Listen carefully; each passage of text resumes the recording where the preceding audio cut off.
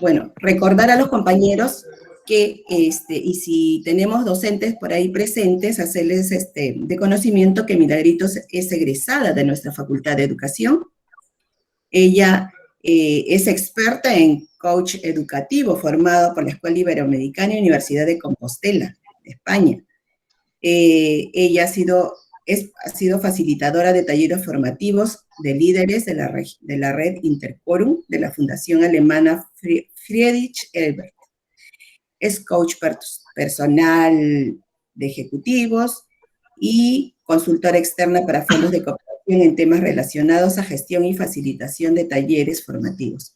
Yo creo que con esto recordamos, compañeros, a que Milagritos ya en diversas oportunidades nos ha brindado algunos cursos de motivación, de trabajo en equipo, ¿no?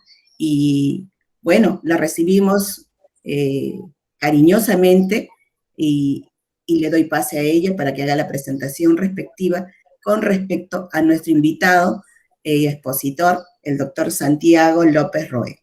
Adelante, Milagrito. Muchísimas gracias, Carmen. Bueno, muy buenos días con todas y todos ustedes allí en Perú. Muy buenos días, señora Carmen. Buenos días. Como todos tienen conocimiento, pues Sin embargo, eso no ha limitado que pueda seguir en contacto con la facultad y ver y estar coordinando algunos intereses también que podamos tener para con el personal y siguiendo en contacto por algunos talleres que ya nos hemos venido conociendo, ¿no? En esta ocasión les comento un poco que yo me formé como coaching educativo en Santiago de Compostela y tuve el agrado de poder conocer a Santiago López Roé, quien es doctor en psicología. Él ha sido mi docente y formador, y he podido contactar con él para poder de repente exponer todo lo que hay en nuestro país, ver algunos proyectos y de repente también convencerlo de que pueda estar con nosotros el día de hoy. Entonces voy a hacer una presentación formal. Él es Santiago López Roé, doctor en psicología y psicólogo de alto rendimiento. Es de carrera profesional, o sea, en sí trabaja para temas de empresa, ha participado en proyectos como de la Junta de Galicia, en Líderes de Futuro, en programas de ejecutivo también. Ha colaborado en empresas como Finsa, Santillana, que todos muy bien conocemos en la facultad, ¿no? Tiene entre todas sus profesiones también, es un profesional experto en deporte, por ello también lo de alto rendimiento, ¿no? Colabora con la Universidad de Santiago de Compostela, la Universidad Internacional de Valencia y la Universidad de Livercuare. Además, es profesor de psicología de la Escuela Gallega, ¿no? De entrenadores de la Federación también de Gallega de Fútbol. Entre muchas formaciones, es coach certificado por ESICO, ¿no? Es licenciado en Psicología Aplicada de Alto Rendimiento Deportivo, máster en Investigación en Psicología de la Salud. Y bueno, después de todos estos títulos poder mencionar y tenerlo presente, pues es un orgullo tanto para la facultad y para mí como alumna poder traerles al doctor y pueda exponer el tema. Bueno, les dejo con ustedes a Santiago. Muchas gracias. Muchísimas gracias, Milagritos. Primero me gustaría agradecerles tanto a la Universidad de San Marcos, por un lado, por recibirme online, también a Milagritos, que se volcó personalmente porque esta charla, esta conferencia se hiciese realidad, y sobre todo también a todos ustedes por el regalo de su atención, porque, bueno, comentaba antes que la atención y el tiempo, quizás junto con la salud, es de los aspectos más valiosos que existen hoy en día. Y bien, para mí es un auténtico placer y un honor. Hablaré durante unos minutos de un tema de la adversidad y la resiliencia que tan a la orden del día está, y luego tendremos un hueco para interactuar, que ustedes tengan, si tienen alguna pregunta o duda, yo estaré encantado de responderles. Muy bien, el tema que vamos a hablar hoy es de la adversidad y la resiliencia. Como decía antes, es un tema que está muy a la orden del día, sobre todo porque estamos en una situación muy complicada de pandemia, una pandemia mundial que nos ha afectado a todos. Me consta que en Perú también lo están pasando bastante mal, muchos contagios, muchas muertes en España y en el resto del mundo también estamos igual. Les envío un fuerte saludo, un fuerte abrazo y muchos ánimos desde aquí. Y lo que trata esta charla es de intentar proporcionar herramientas para llevar estas situaciones de la mejor forma posible, asumiendo y aceptando que durante un tiempo lo pasaremos mal. Pero también es verdad que los seres humanos han convivido toda su historia con la adversidad. Se me ocurren episodios históricos. Uno muy parecido hace 100 años que tuvimos con la gripe española, en el año 1918 y 19, que tuvimos una gran pandemia, seguido de la Primera Guerra Mundial, y lo superamos. Una Segunda Guerra Mundial y ahora esto. La adversidad ha estado acompañada del ser humano y el ser humano también ha desarrollado unas competencias para poder afrontarla, lo que bien llamamos la resiliencia o la adaptación a esos momentos. Me gustaría empezar, si pueden ver, con una anécdota, y es que la adversidad también va acompañada de la incertidumbre, es decir, nos preocupa muchísimo qué es lo que va a suceder, qué consecuencias vamos a tener frente a una adversidad. Y les pongo un ejemplo histórico. Como pueden ver en la imagen, vemos un barco de madera antiguo, en que utilizaron, un modelo parecido, los Homo sapiens para, en un momento de adversidad, de hambruna y de sequía, para cruzar el océano en ese barco. Es decir, estamos hablando de que hace 50.000 años unas personas se subieron a un barco, a unos troncos atados, y cruzaron el mar, el océano, para llegar a Australia. Fíjense la capacidad que puede tener el ser humano ante momentos de adversidad. Momentos de adversidad y también, quitando las crisis puntuales que hay, momentos de incertidumbre. En el día a día, si ponemos al margen por un momento a la crisis que estamos viviendo, siempre vivimos episodios de incertidumbre, siempre. ¿Cómo me irá en este trabajo? ¿Cómo me irá en este proyecto? ¿Cómo me irá con esta pareja? ¿Qué sucederá en un futuro? Siempre convivimos con estos momentos de incertidumbre. La clave básicamente es cómo los afrontamos. Y claro, la incertidumbre genera un estado de ánimo. Por eso me gustaría empezar con esta frase de un filósofo chino. Nos vamos a hace 2.500 años en la historia y un filósofo chino, Lao Tse, ya decía una de las claves. El que vive en el pasado vive deprimido.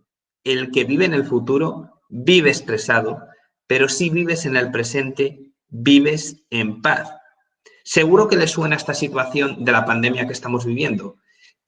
Seguro que se preguntan muchas veces, tenía que haber ahorrado más dinero, teníamos que haber evitado esta pandemia. Entonces, esa focalización, de alguna forma, nos hace estar más tristes, nos hace estar más deprimidos. Sin embargo, si vemos una perspectiva de futuro que no podemos controlar, nos viene la ansiedad, nos viene el estrés. Sin embargo, si nos centramos en el presente, vivimos en paz.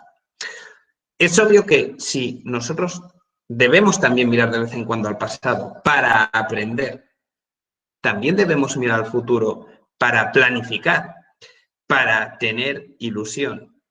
Pero es importante que en el día a día vivamos en el presente, pero no de cualquier manera. Y es que hay que verlo desde una manera que nos genere bienestar.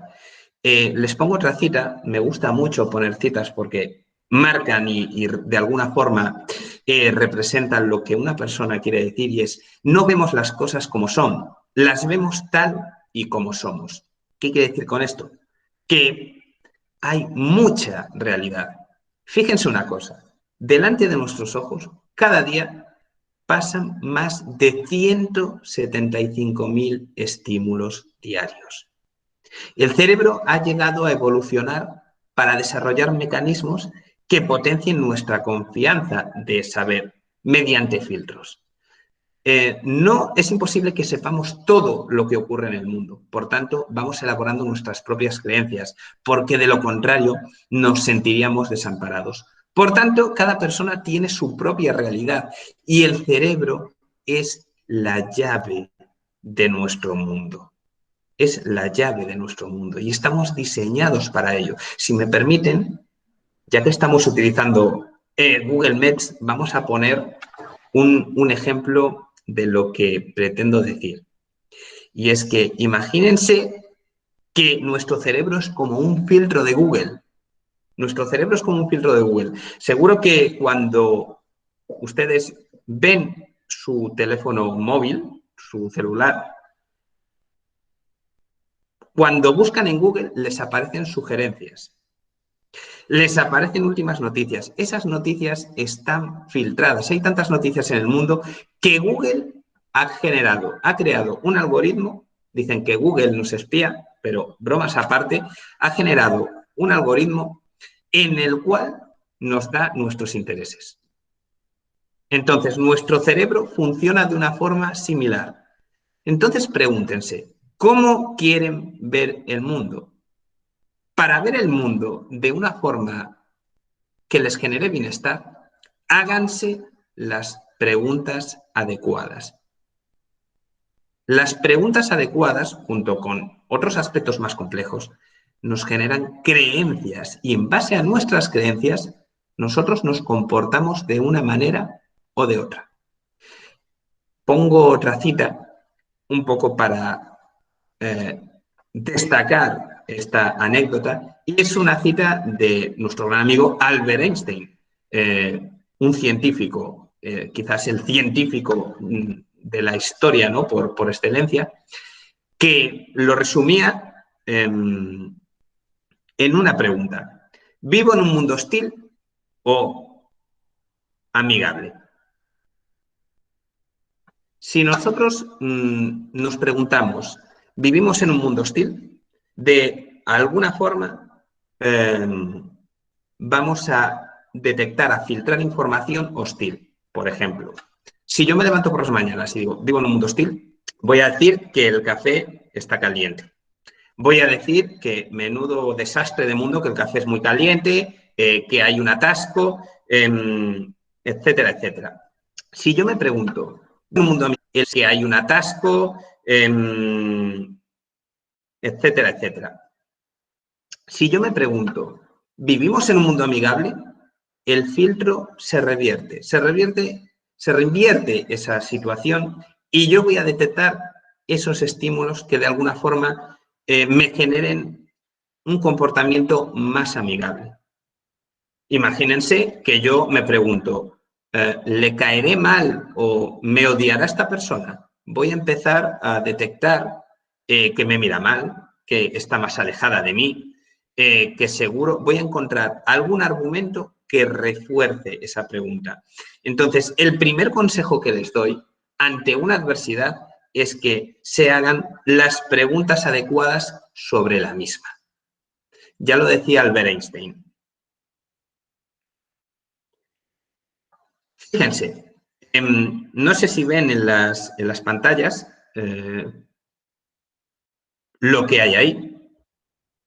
Y esta imagen la voy a utilizar para una anécdota de nuestro amigo anteriormente citado, Lao Tse. Y es que sus discípulos le preguntaron, ¿por qué el mundo, por qué las personas ven las cosas de una forma tan negativa? Yago, perdóname, Sí. por favor, ¿podrías ampliar la presentación para verla en más grande? Porque se está viendo en presentar ahora, creo que has puesto una opción que se la ve a la presentación en tamaño fotografía. Déjenme Perdona. ver. Sí. Para ello tengo que dejar de compartir, Milagritos. Si me dais un Sí, intenta y poner en presentar ahora en la otra opción y te voy diciendo porque se ve pequeño. y está súper interesante las imágenes que estás exponiendo. Vale, déjenme un segundo. Le voy a dar a presentar ahora.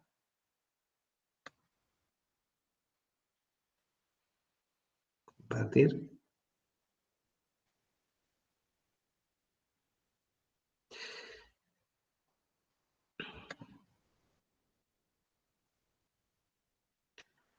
¿Pueden ver ahora? Se ve muchísimo mejor, se te ve a ti en posición de hablante y está la imagen muy bien, está perfecto, gracias. Bueno, primero discúlpenme, fallos del directo. Lo que les quería mostrar, si pueden ver en la imagen, ven un punto negro, ¿no? Y esta imagen fue, volviendo a la anécdota de nuestro amigo Lao Tse, sus discípulos le preguntaron al filósofo chino de hace 2500 años, que ya lo decía entonces, ¿por qué las personas son tan negativas? ¿Por qué las personas ven tantos problemas? Entonces, les preguntó, ¿qué ven aquí? Y sus discípulos, naturalmente, contestaron, un punto negro. Él dijo, pues yo veo un folio en blanco. ¿Qué quiere decir con esto? Que las personas, cada persona ve su realidad. Y nosotros, los seres humanos, estamos programados para ver un poco los peligros. Es decir, en lo que se conoce en el siglo XXI, para ver los aspectos negativos. Es un mecanismo que el ser humano tiene de supervivencia. Entonces, fíjense las siguientes imágenes. Un incendio, un tigre, y nuestro enemigo actual, el coronavirus. Cuando al ser humano se le presentan unas amenazas, nosotros en el cerebro tenemos una almendrita dentro del cerebro que se llama amígdala. La amígdala es la que gestora, expliquémoslo así de una forma sencilla, de las emociones. Y el ser humano ha desarrollado 3 mecanismos de supervivencia, 3 conductas de supervivencia. No hay más, no puede haber más porque necesitamos 3 conductas sencillas para poder sobrevivir. Y es el ataque, la huida y la paralización. 3, no hay más. Se entiende esto que si hace 50.000 años nos aparecía un tigre, o 10.000 años, no intentábamos negociar con el tigre. Queríamos huir del tigre, o atacar al tigre, o hacernos los muertos para que no nos comiese. La paralización. El ser humano tiene este mecanismo innato. Entonces, ¿qué hace el cerebro? Con estos 3 estímulos, con estas 3 conductas de huida, el cerebro lo que hace es mandar la sangre a los músculos. ¿Para qué? Para poder atacar. ¿Para qué? Para poder escapar. Entonces, de alguna forma, nos viene ese estrés que de primeras nos aparece ante una adversidad que el cerebro interpreta como peligrosa. ¿Qué sucede? Se lo voy a explicar en una gráfica. Esta gráfica yo la utilizo mucho en psicología deportiva porque realmente le afecta mucho a los deportistas este tipo de adversidades. Cómo se interpreta la adversidad es una de las claves en cómo la voy a afrontar. Si se fijan, tenemos un nivel de activación, por un lado, y un nivel de rendimiento, por otro. Cuando no hay ningún peligro, cuando no hay ningún tipo de estrés, tenemos apatía, sueño, fatiga.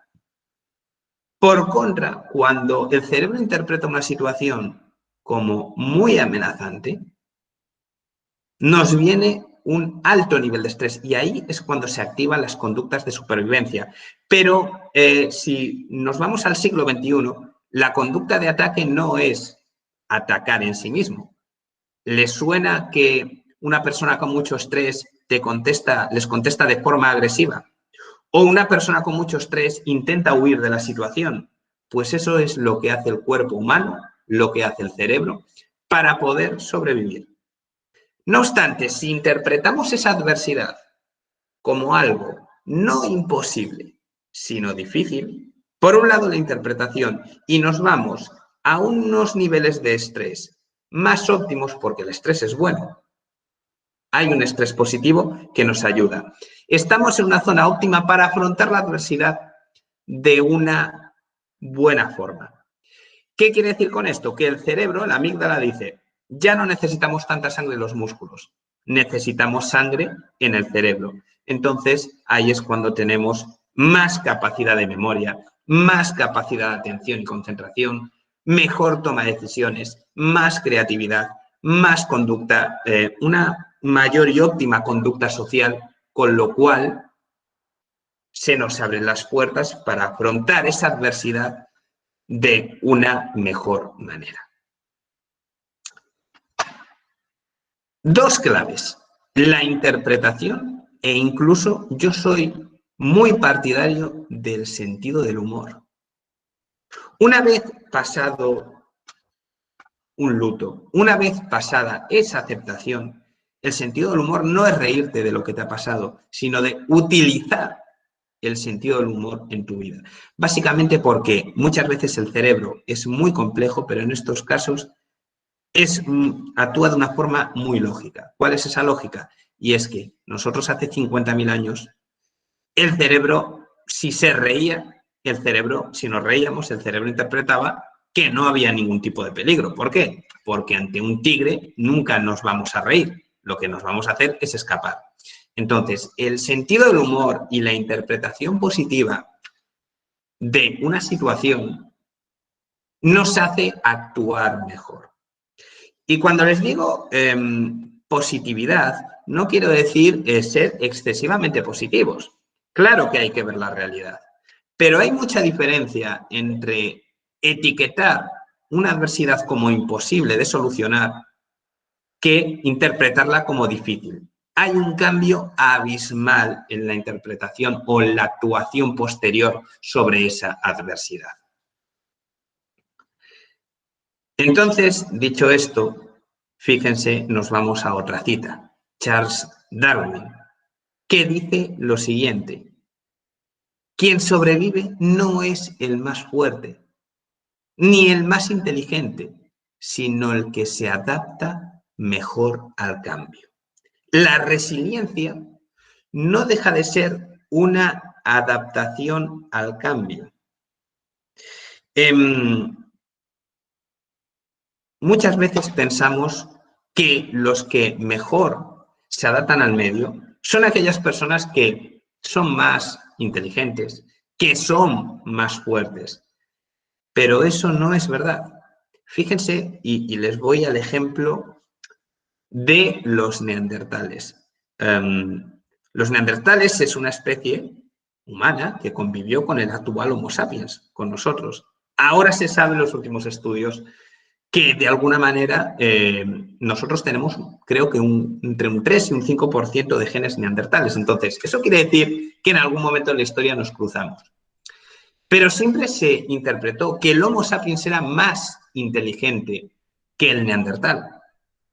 Los últimos estudios ya lo ponen en duda. Se sabe que el neandertal fue muy inteligente.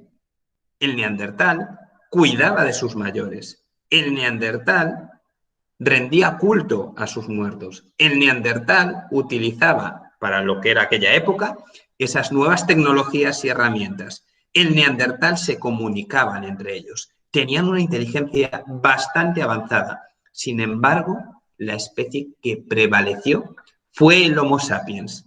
Luego les comentaré una de las teorías de por qué el Homo sapiens se adaptó mejor al cambio, se adaptó mejor al medio.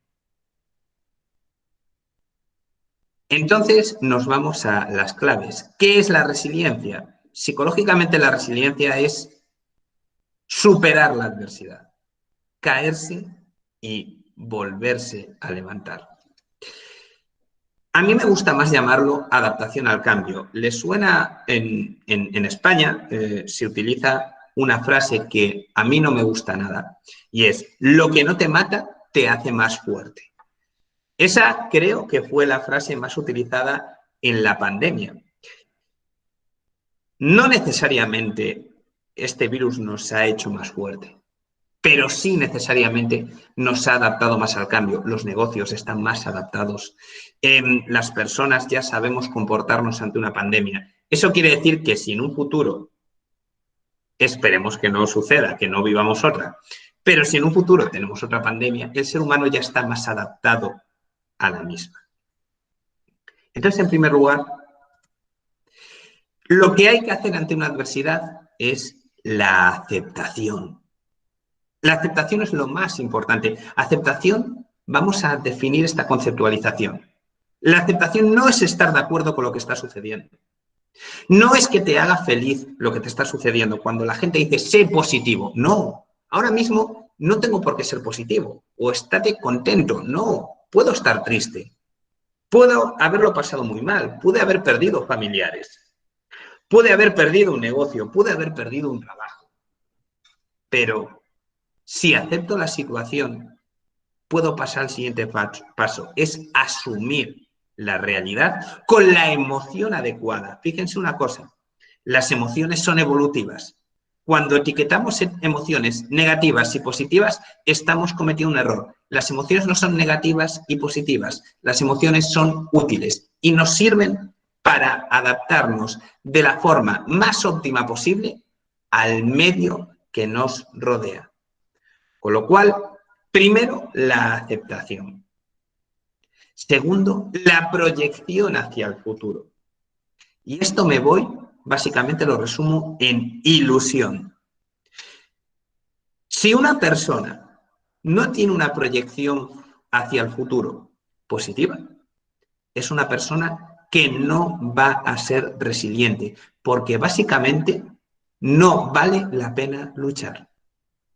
Y este debate lo he tenido con grandes empresarios y empresarias con las que he trabajado, que me vienen con previsiones y me dicen que el futuro es negro, que va a haber una crisis económica devastadora, que este virus va a continuar durante muchos años, que no ven futuro.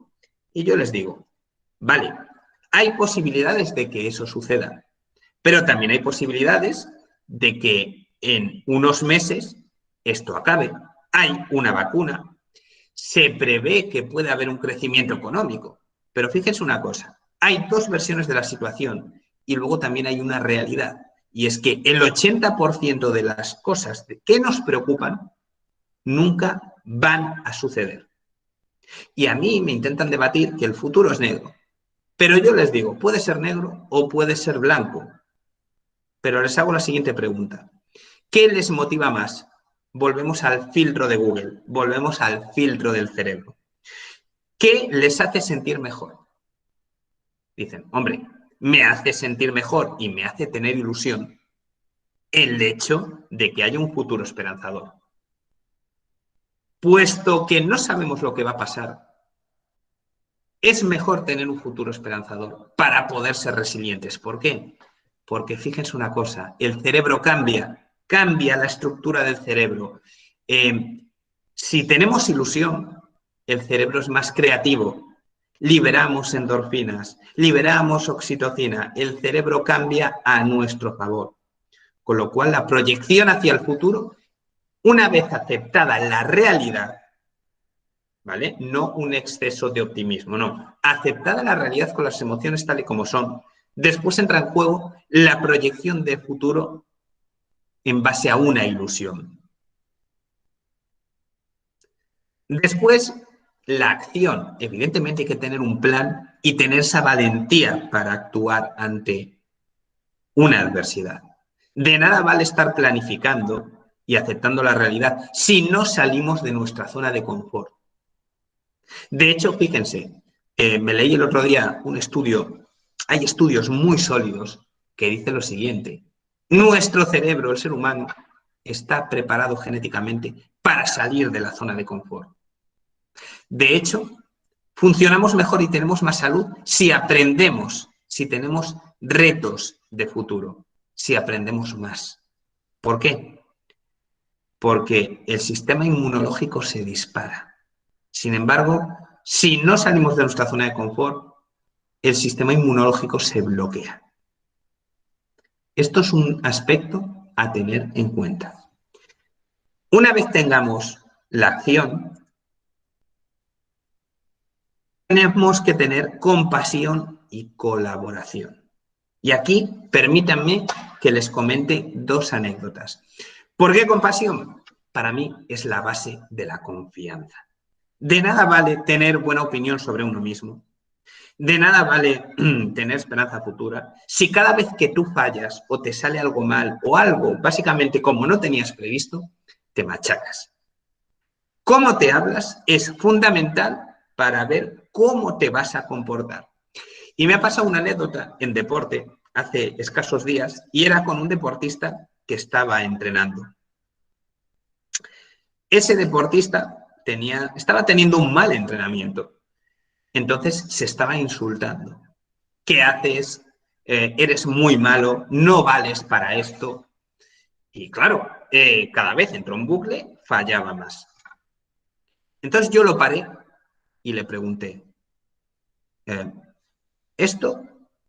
¿qué opinas de esto? ¿Por qué estás haciendo esto?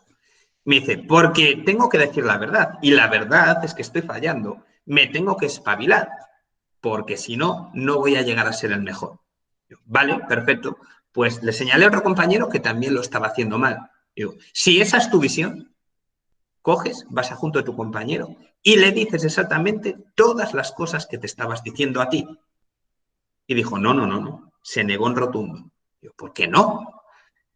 Porque hay 2 opciones, no hay una tercera. La primera es que me meta un castañazo. Y la segunda opción es que se vaya a su habitación a llorar y que lo deprima. Le digo, bueno, pues eso es lo que estás haciendo tú contigo. El hecho de hablarte de una forma que no sea compasiva es maltrato psicológico y ante una adversidad no es lo que mejor nos viene. El cómo te hablas tiene efectos y cambios estructurales en el cerebro. El cómo te hablas va a definir tu confianza, va a definir cómo te comportas. Y por otro lado, la colaboración. Somos seres sociables. Hemos evolucionado para vivir con otras personas. Entonces, tenemos un cerebro diseñado para colaborar. Fíjense ustedes, en las mayores crisis hemos visto gente egoísta, es verdad. Pero también hemos visto que el ser humano ha sacado lo mejor de sí mediante la colaboración. La colaboración es un aspecto clave. ¿Se acuerdan de la anécdota que les conté antes de los Homo sapiens? De los neandertales. Pues hay estudios que empiezan a ser muy sólidos que dicen, el Homo sapiens se adaptó mejor al medio, no porque fuese más inteligente que el neandertal, sino porque colaboraba más con su especie. Entre poblados se intercambiaban bienes, colaboraban entre ellos. Que yo tengo carne pero no tengo ropa de abrigo, intercambiamos. Que te hace falta que te eche una mano para cuidar a tus ancianos, lo hacemos. Empezaron a colaborar. Entonces, además de aceptar, además de tener ilusión futura y además de salir de nuestra zona de confort, tenemos que tener compasión con nosotros mismos para tener confianza, pero sobre todo rodearte de personas que te generen bienestar. Importantísimo. Con todo esto tenemos la adaptación al cambio, tenemos la resiliencia. Y fíjense, los estudios dicen que tras un batacazo, el peor batacazo de sus vidas, el cerebro humano, por su plasticidad, tarda un máximo de 2 años en recuperarse. Cuando digo recuperarse, no es olvidar, No es que te apenes si vives al pasado, si has tenido una gran pérdida. No, no, no. Es que te has adaptado a la situación. Estamos diseñados para eso. Y luego también hay otra cosa. No solo te tienes que comportar de una manera, sino que tienes que ser de una manera. Y no quería dejar escapar la oportunidad para explicarles lo que son los hábitos resilientes. Y es que al final los hábitos son los que nos hacen ser de una manera. Me explico. De nada vale hacer algo puntual.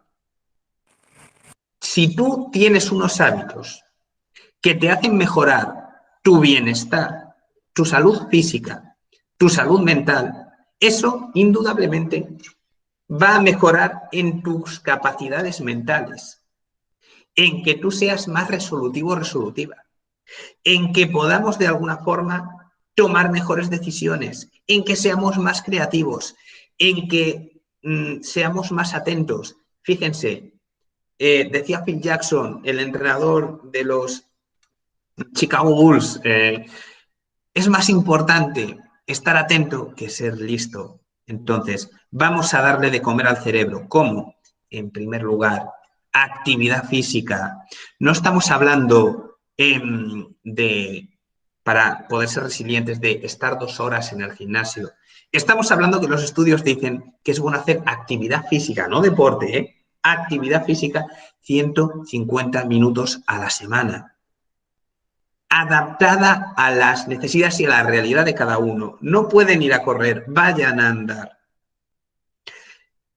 Pueden correr, corran. Pueden hacer algo de gimnasio, hagamos gimnasio, pero la actividad física hace que pensemos mejor. Fíjense, hay empresas en los países nórdicos, en Finlandia, en Suecia, en Dinamarca, que le pagan un plus a sus trabajadores si van andando o corriendo al trabajo, porque saben que se van a concentrar mejor.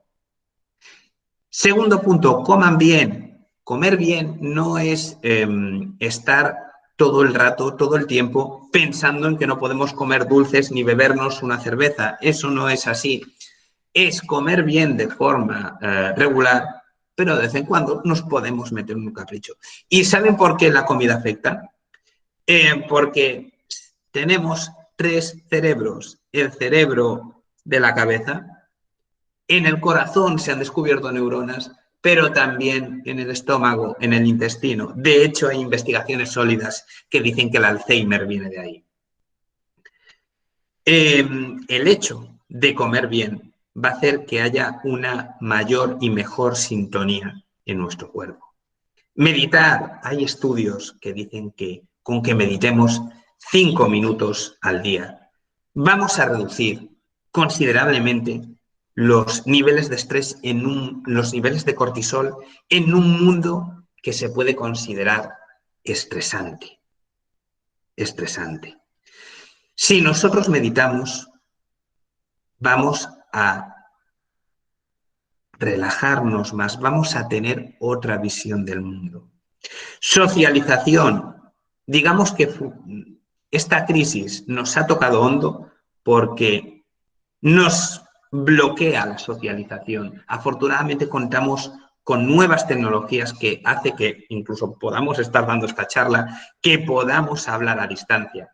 Pero aún así, la socialización es muy importante. ¿Sabían ustedes que si te das un abrazo con una persona durante más de 30 segundos, aumentan considerablemente los niveles de oxitocina, que es la hormona que genera el vínculo de confianza y que te hace tener confianza en los nuevos proyectos? La socialización es muy importante, por muy enfadados que estén, por muy disgustados que estén, por mucho que les salga querer estar solos ante una adversidad. No lo hagan, no lo hagan. Júntense con los seres más queridos, júntense con gente, inicien proyectos con gente, pensando de una forma positiva. Aprendizaje y retos es otro hábito resiliente. Como les dije antes, estamos diseñados para salir constantemente de nuestra zona de confort, no para tener estrés crónico. Y fíjense, hay unos linfocitos que se llaman los linfocitos NK, los linfocitos natural killer, que son los linfocitos encargados de destruir y aniquilar todo aquello que consideren que no debe estar en nuestro cuerpo, virus o mutaciones celulares. Hay un estudio que dice que con el estrés agudo, ¿qué quiere decir estrés agudo? Esos momentos de antes de dar una charla, antes de aprender, antes de conocer a una persona, ese estrés agudo que nos hace estar más atentos, se disparan la fabricación de esos linfocitos NK. Sin embargo, si nosotros estamos con un estrés crónico, esos linfocitos se bloquean. ¿Qué quiere decir con esto? Que el ser humano está diseñado para afrontar retos. No está diseñado para estancarse. No está diseñado para estar quieto. No está diseñado para rendirse. Está diseñado para otra cosa. Solo que a veces nos olvidamos. Y por último, el descanso. Se necesita dormir entre 7 u 8 horas y me preocupa mucho la cultura de cuantas más horas de trabajo, más éxito vas a tener. Eso es una barbaridad. Es una barbaridad. Estaba leyendo el otro día un artículo que es de un psicólogo que decía, empezaba bien, ¿no? Decía, si nosotros nos levantamos a las 6 de la mañana, ¿qué sucedería? Está bien levantarse muy temprano, porque digamos que son hábitos más saludables si terminas antes. Lo que decía esta persona es que el éxito residía en trabajar muchas horas y de 6 a 9 de la mañana no te molestaba a nadie. Entonces tú podías, de alguna manera, contestar correos sin que te interrumpiesen, trabajar muchas horas para que de 9 a 10 hacías deporte, esa parte está muy bien, pero de 10 a 2 tú trabajabas, de 2 a 3 comías y de 3 a 9 tenías reuniones. Y trabajabas 12 horas siendo muy productivo. Eso no es verdad. Los descansos son muy importantes. Los descansos mentales, fíjense, si yo les mando a hacer deporte durante X tiempo, va a llegar un momento en que los músculos no van a poder más, que el cuerpo deja de entrenar. Lo mismo pasa con el cerebro. Necesitamos dormir, necesitamos tener hábitos saludables, necesitamos tener un buen bienestar para poder ser resilientes. Y para despedirme, me gustaría, para despedir esta charla, ahora continuaremos con preguntas, despedirme con una frase popular que a mí personalmente me gusta mucho y que resume todo lo que he intentado mostrar en esta charla, y es: no esperes a que pase la tormenta, aprende a bailar bajo la lluvia. ¿Qué quiere decir con esto? Que vamos a tener siempre adversidad, vamos a tener siempre incertidumbre, pero la clave es cómo se afronta la misma. Muchísimas gracias por su atención y ahora estos son mis datos, por si quieren mandarme algún correo, si tienen alguna duda, y ahora estaré encantado de responder cualquier duda que puedan tener y debatir y poner todo lo que quieran exponer. Muchísimas gracias. Muchísimas gracias, Yao. Ha sido una exposición muy interesante. Creo que nos está ayudando a cada uno de los que estamos participando en este taller. He colocado también el link en el chat. Y entonces pasamos al momento de las preguntas. De repente alguien se ha motivado con esta exposición y le ha tocado al corazón y quiera de repente, no sé, que le respondamos a alguna duda, alguna inquietud, pues estamos atentos para ustedes. Ay, ¿puedo hablar ya? ¿Pueden levantar la mano o le cedemos? Creo que Aremir o alguien que quiera participar, levante la mano. Ah, Jacqueline Ruiz ha levantado la mano. ¿Hay alguien más para poder administrar los tiempos? Primero sería Jacqueline. Luego Aremir, ¿no? Ok, entonces vamos a pasar con Jacqueline y luego Aremir, ¿vale? Muy buenos días, Milagritos. Muy buenos días, Yao. Muy buenos días a toda nuestra Facultad de Educación. Como siempre, es muy importante darnos un espacio para tan importantes capacitaciones en esta coyuntura, en esta situación tan, pero tan adversa que estamos viviendo dentro de nuestras familias, dentro de la sociedad, dentro del trabajo mismo. Yo quisiera saber si es para esto de la resiliencia, es importante que uno, bueno, yo particularmente lo practico, practiquemos una agenda como un itinerario, y si tenemos que utilizar la agenda, un itinerario de actividades, ¿cuánto es lo producente que tenemos que trabajar en relación a las horas de sueño? ¿Cuánto sería lo ideal, por decirlo así? ¿Cuántas horas tenemos que trabajar y cuántas horas tenemos que compensar el sueño? Porque en la actualidad estamos viendo eso, ¿no? Que estamos muchas veces o bien descuidando, tratando de hacer la balanza, muchas veces hacemos mucho más trabajo que sueño. Y la alimentación, ¿cuál es la importancia de vida que hacerlas entre comidas con frutas? Todo ideal, si tenemos que mantener un itinerario también de ello. Nada más. Gracias. Y como siempre, muchas gracias a estos talleres que nos enriquecen tanto. Gracias. Buenos días. Buenos días y gracias por la pregunta. Es una pregunta muy interesante. ¿Cuántas horas, cómo debemos de tener nuestros horarios? Bien, fíjense una cosa, el sueño es uno de los estudios del comportamiento humano que más se desconoce. De hecho, a nivel general, el cerebro se desconoce muchísimo. De hecho, están ahora mismo investigando para la creación de unos instrumentos científicos para que dentro de una década podamos investigar mejor. Les estoy diciendo investigar mejor, no descubrir.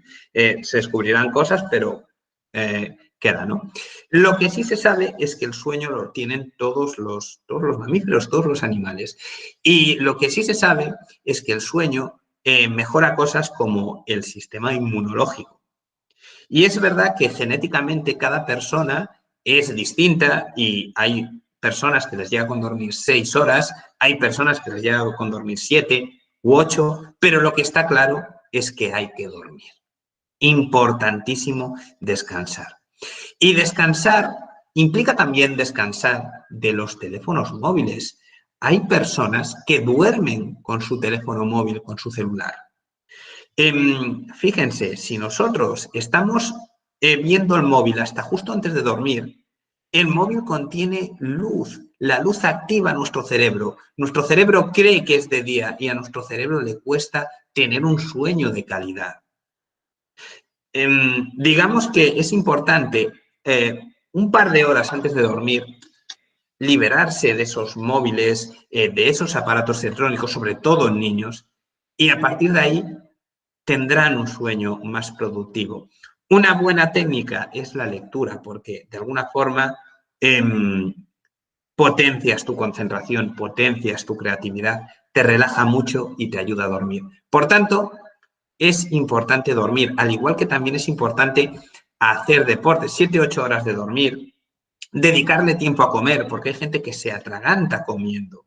Hay personas que incluso está muy relacionado con la obesidad, ¿no? Personas que comen muy rápido. Hay que dejar un tiempo para cada cosa. No eres más productivo o productiva por trabajar más horas. Entonces, sí que es importante hacer algo de actividad física, algo de meditación, algo de sociabilización. En un día hay tiempo para todo. Tenemos 24 horas. Puede haber días más apretados, pero las 8 horas de sueño hay que tenerlas. Las horas de sociabilización hay que tenerlas. Y, por supuesto, también las 7-8 horas diarias que podemos hacer para asumir retos, tener trabajos y mejorar en nuestra vida profesional. Pero no mejoras en tu vida profesional si no hay un bienestar detrás. Por tanto, el mito o la leyenda que hay en el mundo actual de cuantas más horas trabajes, más éxito tendrás, es una auténtica barbaridad. Necesitamos estar bien para poder ser productivos y para poder disfrutar de la vida, que es lo más importante. Bueno, muchísimas gracias por esta intervención.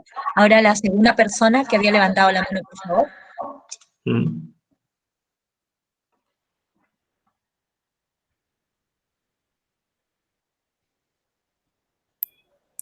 Tu micro. Aremir. Aremir, el micro. Te voy a activar el micro, ¿vale? Ah, no, no puedo. ¿Le pueden activar el micro a Aremir, por favor? No se puede desde acá. Ella misma tendría que activarlo, ¿no? Aremir, si vas a preguntar, activa tu micro, por favor. O mientras ella va activándolo, ¿hay alguna otra pregunta? ¿Alguna persona más que quisiera intervenir de todos los participantes? A ver, yo quisiera hacer una pregunta, Santiago. A ver, para que de repente no hayan podido entender bien lo que es la adversidad y lo que es la resiliencia, ¿no? Una pregunta, ¿cuándo la adversidad se convierte en una oportunidad?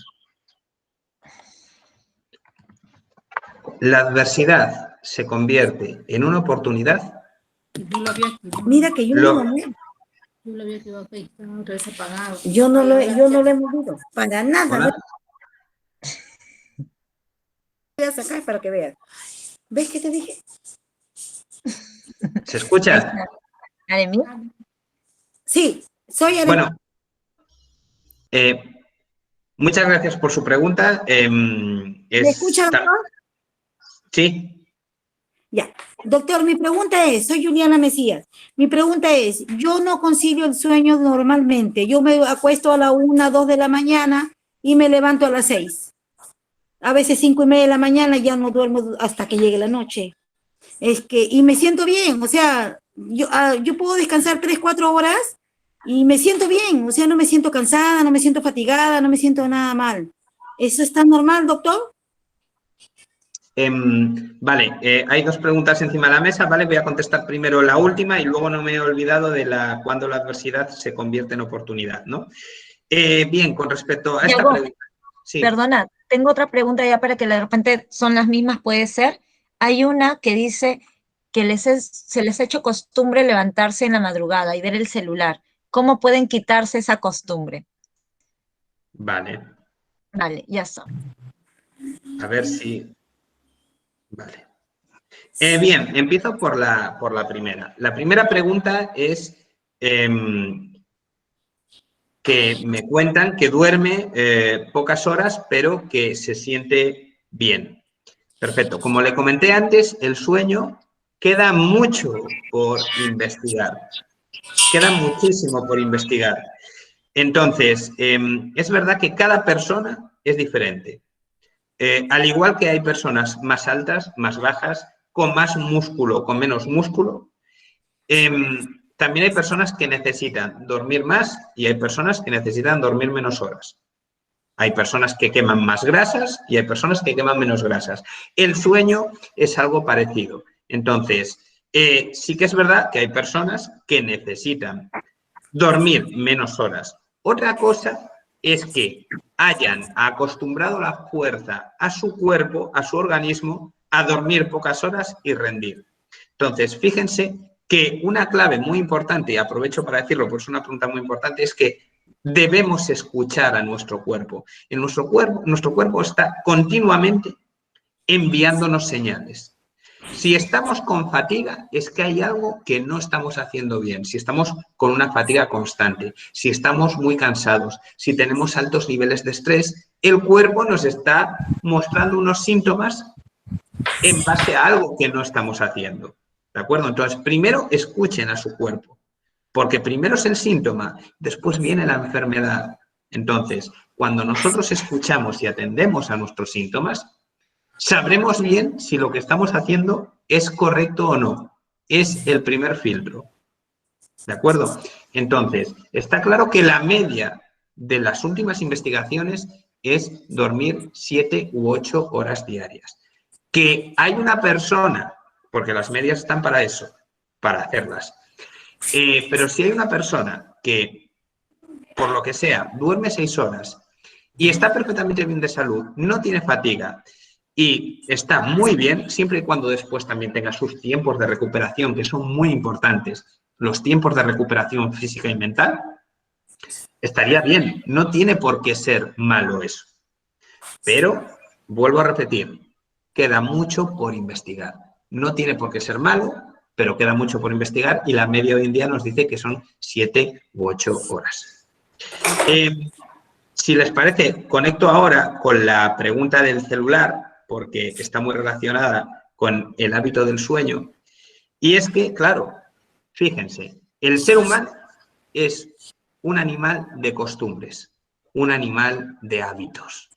Entonces, si nos hemos acostumbrado a ir con el móvil al baño, a dormir con el móvil y a no separarnos del celular durante todo el día, no es de extrañar que tengamos una dependencia y que estemos todo el rato viendo y estando atentos por si alguien nos demanda. Fíjense que el celular es un sistema de comunicación con nuestros seres queridos y somos seres sociables. Y muchas veces, por vía móvil, por vía WhatsApp, nos mandan información muy emocional, con lo cual el móvil, el celular, nos activa emocionalmente cada día. Entonces, esos hábitos son muy comunes en todo el mundo. Personas que se despiertan a lo largo de la noche y ven su celular. Eso es algo que yo intentaría cambiar. ¿Cómo se puede cambiar? En primer lugar, no duerman con el móvil. Tengan el móvil alejado. Si quitas la tentación, tarde o temprano dejará de haber tentación. El móvil se puede dejar perfectamente la noche anterior en un cajón a partir de ciertas horas y en ese momento empezar a disfrutar o de la familia o de un buen libro o de estar a solas. No pasa nada por estar a solas. ¿Qué sucede? Que nosotros estamos enganchados, tenemos adicción por el móvil. Con lo cual, lo que te va a pedir tu cerebro es que vayas a coger ese móvil. Por eso nos levantamos muchas veces por la noche a verlo. Lo que hay que quitar es ese hábito, alejándote del mismo.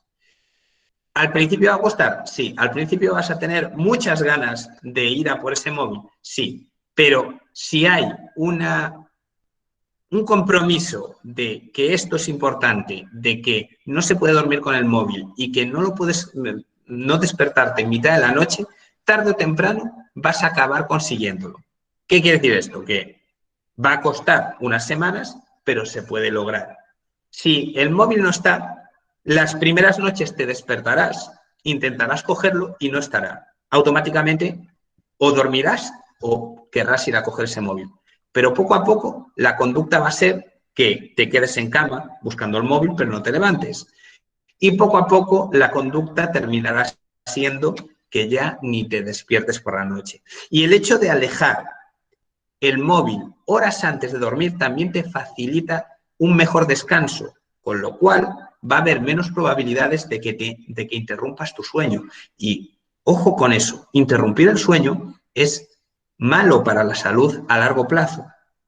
Con lo cual, tenemos que eliminar esos estímulos de activación con el móvil, con la pantalla del móvil, antes de dormir, pero un par de horas antes de dormir. También vale, en este caso, si da mucha ansiedad el hecho de mirar el móvil, practicar técnicas de relajación o meditación. Eso también es muy sano y es muy bueno.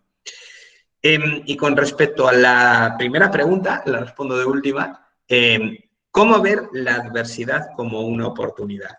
Bien, esto me voy a la moraleja que puse antes del filtro Google. Adversidades hay siempre. Y ante una adversidad, siendo mayor o peor, siempre hay que pasar un periodo de luto, unas etapas del duelo.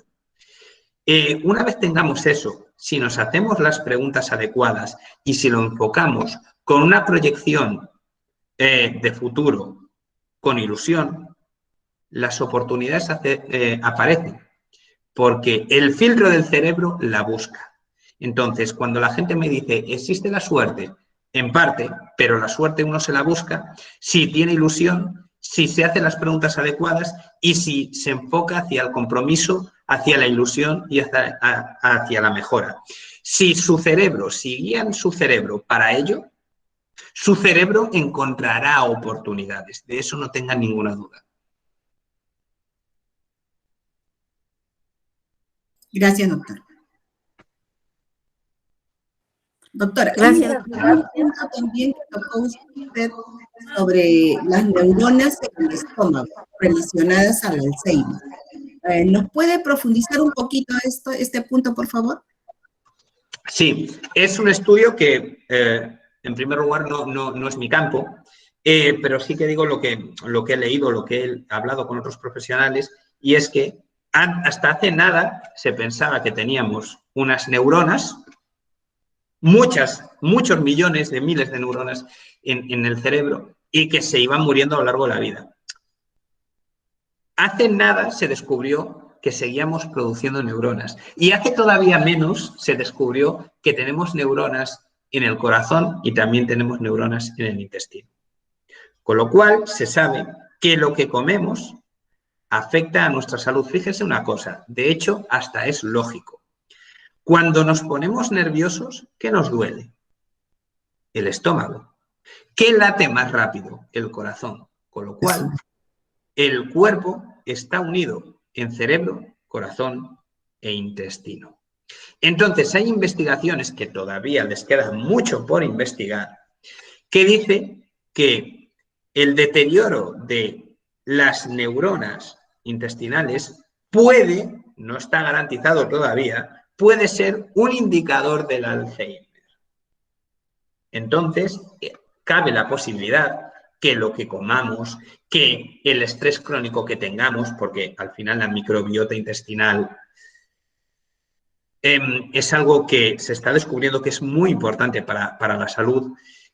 Todas esas conductas pueden tener una relación directa con la generación de enfermedades cerebrovasculares. Entonces, es algo que queda mucho por investigar, pero sí que es cierto que puede estar relacionado. Gracias, doctor. A ustedes. Muchas gracias, Yago. Y muchas gracias a todos los participantes. ¿Podríamos dar por concluida la participación? Milagritos. Ahora veo en el una consulta de una compañera donde dice hablar sobre el perdón, ¿no? Ah, sí, y le pregunté si tenía algo que reformular en la pregunta. O... Sí, si nos podría un poquito puntualizar sobre eso. Ya, y también creo que tenemos una última, Diego, perdóname, que dicen, es que la han dejado en el chat, los que sobreviven no son los más fuertes ni los más inteligentes, sino el que se adapta mejor al cambio. Pero si te adaptas, no es porque eres inteligente. Y con eso cerraríamos, y lo del perdón. Vale. ¿Me permite? Y perdón. Ok, sí. María, mejor tú lo pones. Por supuesto. Yo creo que no puede haber resiliencia si no se perdona a sí mismo o perdonas el daño que te han hecho. Creo que eso es, o perdemos la situación en la que estamos viviendo, ¿no? Hay que comprender. Sin perdón, prácticamente no podemos ni descansar, no podemos dormir, porque creo que el estar encerrados en una habitación en tu casa, asumiendo ciertas funciones, conlleva a tener ira, a tener molestia. Bueno, en mi caso no hay problema porque soy deportista, he aprendido a contrarrestar con eso, ¿no? Pero sí que de todas maneras, como ser humano, tienes cólera de lo que está pasando y obviamente tratas de, o tienes asumir la responsabilidad, o te echas la culpa tú o echas la culpa a los demás. Ese es el punto que quería, a ver si me podrían responder, por favor. Muchas gracias. Gracias por su pregunta, una pregunta muy interesante que viene mucho a cuento porque realmente eso es el campo de investigación de la psicología positiva. De hecho, fíjense, aspectos como dar las gracias, ya no solo el perdón, sino dar las gracias, activa tu cerebro de forma positiva. El perdón hace que funciones mejor Y eso está demostrado científicamente. Entonces, ¿el hecho del perdón hace que seas más resiliente? Sí. El hecho del perdón hace que una persona sea más resiliente. No solo el perdón, sino el agradecimiento y la compasión. ¿Por qué? Porque básicamente estamos genéticamente diseñados para ello. Estamos genéticamente diseñados para relacionarnos con otras personas, con lo cual no es de extrañar que pedir perdón, agradecer y ser compasivos haga que funcionemos mucho mejor. Con lo cual, fíjense, cuando una persona se enfada, ¿quién se queda con el enfado? Pues decimos, va, me voy a enfadar con esta persona y voy a estar enfadado con esta persona y se va a enterar. Eso es lo primero que nos sale. Pero realmente esa persona a veces ni se entera de que estamos enfadados. Con lo cual el perdón ya no es por la otra persona, es por uno mismo, porque vamos a vivir más en paz, centrándonos en eso. Entonces, es cierto que las últimas investigaciones dicen que el perdón favorece considerablemente una buena actitud hacia la vida y una buena resiliencia.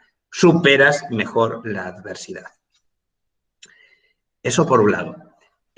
Por otro lado, estamos hablando de nuestro amigo Charles Darwin, ¿no? Claro, la inteligencia tiene que ver con la adaptación. Charles Darwin, en aquella época, es que fíjense que la teoría de la evolución, de alguna forma, fue hace, creo que fue en el 59, en el año 1859, si no recuerdo mal, y de aquella no se consideraba que hubiese diferentes tipos de inteligencia, se consideraba que la persona inteligente pues era buena en matemáticas y sabía leer bien y tenía buena capacidad logística, básicamente. Ahora se ha descubierto otro tipo de inteligencias. La teoría de las inteligencias múltiples de Gardner pues es la teoría más consolidada quizás de la inteligencia humana y a mí me encanta porque te dice que aspectos como la gestión emocional es una inteligencia que te ayuda a desenvolverte mejor en la vida, incluso que el tema matemático o logístico. Con lo cual, bueno, ¿la adaptación es un tipo de inteligencia? Sí. La adaptación, si lo vemos con un término conceptual, es un tipo de inteligencia. Pero lo que se refería a Darwin era la inteligencia matemática, la inteligencia propioceptiva, la inteligencia, todo ese tipo de inteligencias no tenía nada que ver, simplemente es que te adaptes mejor al medio. Y ojo, realmente es algo que debemos tener en cuenta, que no solo los tipos de inteligencia, sino también es la colaboración mutua es adaptación al medio. Eso no se considera en sí mismo una persona inteligente. Tú puedes ser una persona empática, que es un tipo de inteligencia, pero igual no te interesa colaborar. No, la adaptación es también colaborar y ser inteligente empáticamente. O sea, que une las dos cosas. Muchas gracias, doctor. A ustedes. Ahora sí, muchísimas gracias. Hemos resolvido todas las preguntas de todo el público. Todos dicen muchas gracias.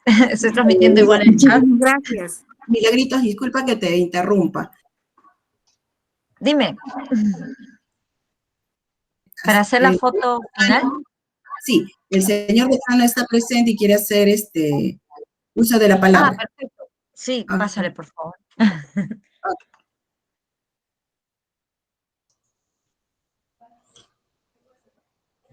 Sí. Buenos días con cada uno de ustedes. Particularmente quiero agradecer a Milagrito por ser nuestra embajadora en España y por permitirnos tener la posibilidad de conocer a Santiago López Roel, un joven y brillante maestro que ha sabido el día de hoy darnos una mirada muy importante que tiene que ver con todo lo que nos proponemos como seres humanos. yo diría que hay tres aspectos que me gustaría quizá enfatizar. El primero es la condición humana. Y si bien es cierto que el ser humano es lo más importante en el mundo, y cuando hablamos del ser humano estamos hablando de nosotros, de nuestra familia, de nuestros amigos, de nuestros hijos, de nuestros nietos, de nuestros abuelos, del vecino, del compañero de trabajo. Estamos hablando de todos aquellos que de una u otra manera constituyen nuestro universo social. Si bien es cierto que es lo primero, lo cierto también es que el ser humano tiene una serie de comportamientos que muchas veces no son las mejores. Y por eso es que la educación juega ese papel de ir construyendo la humanidad. Nosotros vamos viendo cuáles son esos comportamientos, esas formas de vivir que hacen o que generan el bien común. Y afirmamos eso como educadores. Y combatimos contra todo aquello que atenta contra ese bien común. Por lo tanto, si hablamos de ese bien común, entonces estamos hablando de valores. Valoramos eso. Y combatimos aquello que no ayuda a desarrollar esos valores.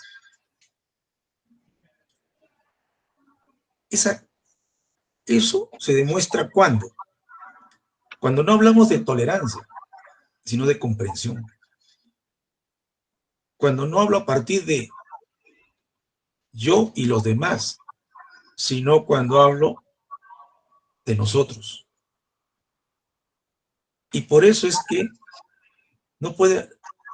nosotros llegaremos a ser más humanos cuando no haya discriminación, exclusiones, marginaciones, no haya respeto por nuestras diferencias.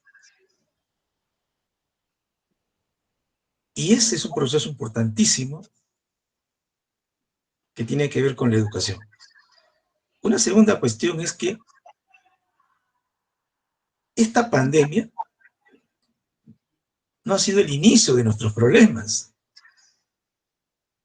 Ha sido lo que ha agudizado y ha evidenciado, en muchos casos, esas miserias humanas que tenemos que tratar de contrarrestarlas. Y por eso es que quizá el tema ético cobra hoy una dimensión mayor.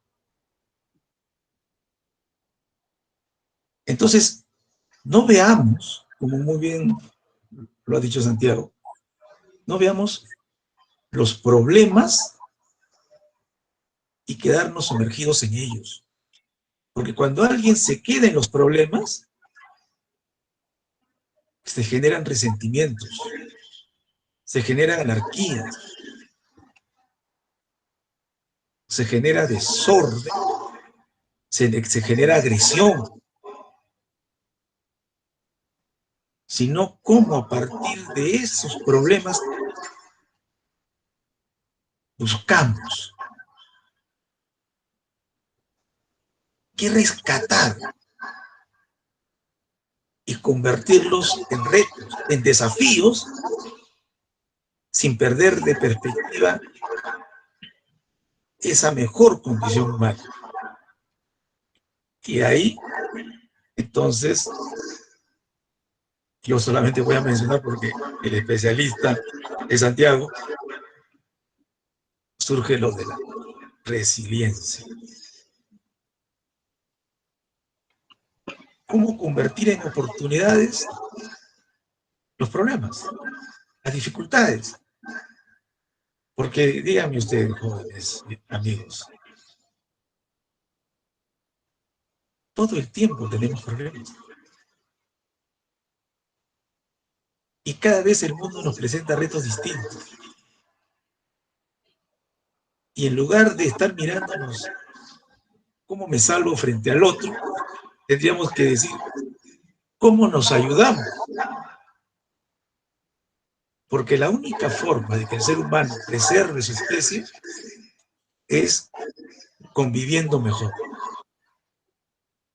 Nuestra fuerza humana está en el diálogo, está en la razón, está en ese sentirse reflejado en el otro. Yo estoy seguro que ustedes en este momento quisieran estar cerca juntos, sentir su sonrisa, sentir el calor, quisieran estar juntos y abrazarse, no solamente abrazarlo a Santiago, por supuesto, ¿no? Que seguramente muchos de ustedes han dicho, hay que abrazarlo a Santiago, ¿no? Porque nos viene a traer un mensaje alentador, juvenil, fresco.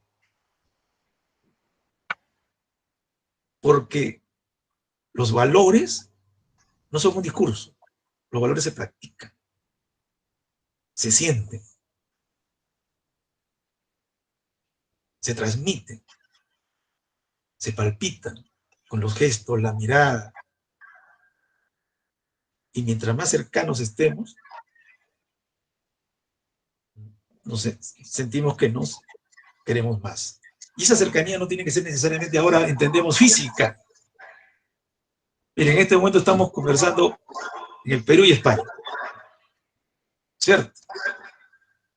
Y lo sentimos a Santiago y a Milagritos como parte de esta familia que estamos construyendo en nuestra facultad, ¿no? Y en tercer lugar,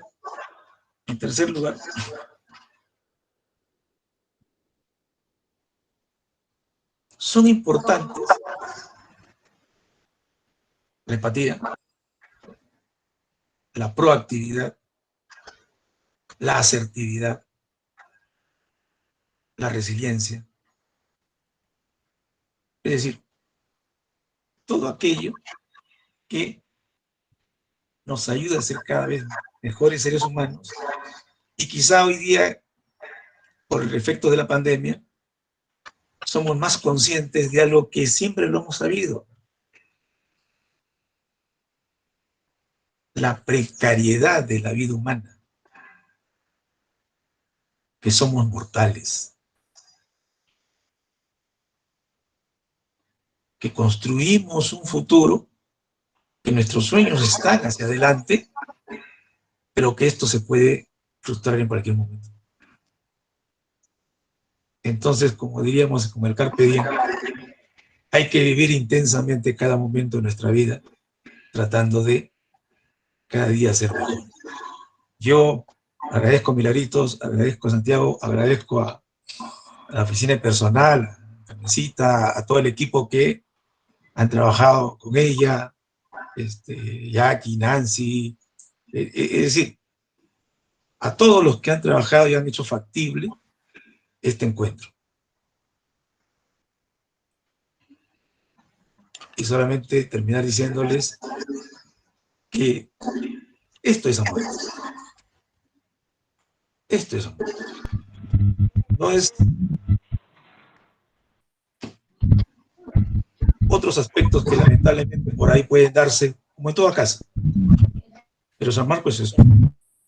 San Marcos es vida humana, San Marcos es academia, San Marcos es ciencia, es humanidad, es historia, es afecto, es respeto y es cariño. Santiago, muchas gracias. Muchas gracias a usted. Casa, y espero que sigamos en esta relación que me parece que tiene que cada vez estrecharse más. Gracias, muy amables, y un abrazo con cada uno de ustedes. Muchísimas gracias. Bueno, quiero agradecer a Santiago, a Milagritos, ¿no? Y por habernos brindado la oportunidad de contar con el doctor y que nos ofrezca esta interesante conferencia. Yo sé que de ello hemos cogido muchas cosas interesantes que nos va a servir para poder enfrentar este problema de pandemia que tenemos acá en nuestro país. Muchas gracias, doctor, por su generosidad, porque sé lo cuán generoso ha sido de brindarnos esta conferencia y que, bueno, ha sido gratuita. Muchas gracias, Santiago, muchas gracias, Milagritos, muchas gracias, compañeros que han estado presentes en la conferencia. Habrá otra oportunidad de repente de poder contactarnos, Santiago, contigo para futuras presentaciones tuyas y con temas de gran importancia como los que tienes. Gracias. Muchísimas gracias. Sí, muchísimas gracias a todo el equipo de la Facultad de Educación. Estamos dejando los contactos de Yago Roel. Igual los he pasado por el chat. Y hasta otra oportunidad. Un abrazo para todos. A ver si esto nos ayuda a seguir en la resiliencia. Estamos en contacto.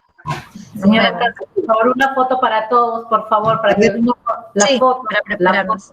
La foto. Sí. Prendan sus cámaras. ¿Quieren compartir? Prendan sus cámaras, por favor, la foto. A ver, dejo de compartir. Mejor. Sí. Ah, ya. A ver.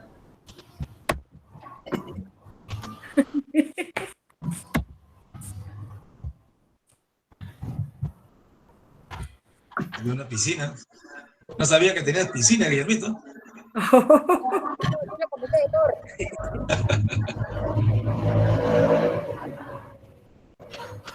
¡Ay, Guillermito! Oye, buenas. ¡Hola, Guillermito! Oye, te lo Hola. Oye, Ya. Una mano. Ahora sí, ahora sí. Ya. Gracias. Vamos, Gracias, Guillermito. chicos. Gracias, señorita. Muchas gracias. Gracias. Muchas gracias. Gracias. Buenas tardes. Gracias. Gracias, Milagritos. Muchas gracias. Gracias a todos. Gracias a todos. Muchas gracias. Gracias a todos. Ya.